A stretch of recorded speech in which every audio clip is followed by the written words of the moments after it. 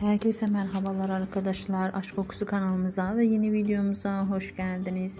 Yine harika bir videoyla karşınızdayız. Yakışıklı oyuncu Burak Özçivit ve Fahriye Evcen'den yepyeni fotoğraflar geldi. Yeni gelen kareleri sizlerle paylaşıyoruz. Siz de kanalımıza abone olmayı, videomuzu beğenmeyi, bize destek olmayı unutmayın.